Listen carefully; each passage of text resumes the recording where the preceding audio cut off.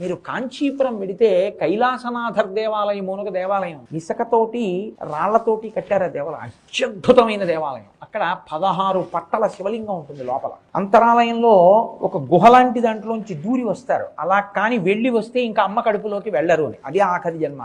అంత గొప్ప క్షేత్రం అది. ఆ క్షేత్రం చాలా ఆశ్చర్యకరమైన స్థితిలో వచ్చింది. అక్కడ తొండమండలాన్నంతటినీ పరిపాలన చేస్తూ ఉండేవాడు ఒక ఆయన, కాడవర్కోన్ అని ఆ రాజుగారి పేరు. ఆ రాజుగారు ఒకప్పుడు ఒక గొప్ప శివాలయాన్ని నిర్మించాడు, అదే కైలాసనాథ దేవాలయం. దానికి కుంభాభిషేకానికి ముహూర్తం పెట్టుకుని ఆలయంలో కూర్చుని పురమాయిస్తున్నాడు. అన్నీ పురమాయించాడు. రాత్రి వెళ్ళి పడుకున్నాడు. పరమశివుడు కల్లోకి వచ్చాడు. అందరినీ పిలిచావా కుంభాభిషేకానికి అన్నాడు. పిలిచానని. నాకు రావడం కుదరదేమనుకోకండి. అదేమిటి అన్నాడు. అంటే ఇదే సమయానికి తిరుయిండ్లపూర్ అని ఇక్కడికి దగ్గరలోనే నీరాజ్యంలోనే ఒక ఊరుంది. అందులో పూసలార్ అని ఒక బ్రాహ్మణుడు ఉన్నాడు. ఆయన కూడా గుడి కట్టాడు. ఆయన కుంభాభిషేక ముహూర్తం పెట్టాడు. చాలా భక్తి తత్వంలో నేను అక్కడికి వెళ్ళాలి కుంభాభిషేకానికి, అందుకని ఇక్కడికి రావడం కుదరదు, ముహూర్తం మార్చుకోవాలి. ఆయనకి తెలియదు. ఆశ్చర్యపోయి నా రాజ్యంలో ఇంకొకరు కూడా శివాలయం కట్టారా, కుంభాభిషేకమా, నాకు తెలియకుండా అని ఆయన ఆ తిరుగిండ్ల ఊరు వెళ్ళాడు రాజు మారువేషంలో.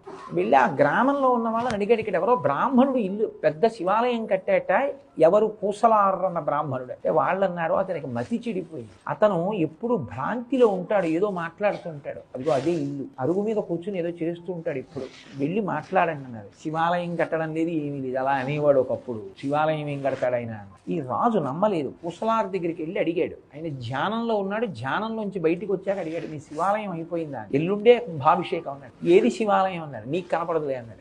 అదేమన్నా అంటే శివుడు నాతో ఎవరికి కనపడని గుడి కట్టించాడు. అదెలా కట్టారు మీరు అన్నాడు. నేను శివాలయం కడదామని ఈ గ్రామంలో ప్రతి ఇంటికి వెళ్ళి ద్రవ్యం అడిగాను. నీ మొహం నువ్వేం కడతామని ఎవరు ఇవ్వలేదు. నాకు బాధ కలిగి నేను ప్రతిరోజు గుడి అరుగు మీద కూర్చుని ధ్యానం చేశాను. ఈ దేశంలో ఎక్కడెక్కడ గొప్ప గొప్ప శిల్పులు ఉన్నారో వాళ్ళందరినీ మనసా ఆహ్వానం చేశాను. ఎక్కడెక్కడ గొప్ప గొప్ప రాళ్లున్నాయో వాటిని నదుల్లోంచి తీసుకొచ్చాను. ఇలా నేను కొన్ని సంవత్సరముల నుంచి శిల్పాలు చెక్కించాను. రోజు ధ్యానం, రోజు తయారు చేయించడం.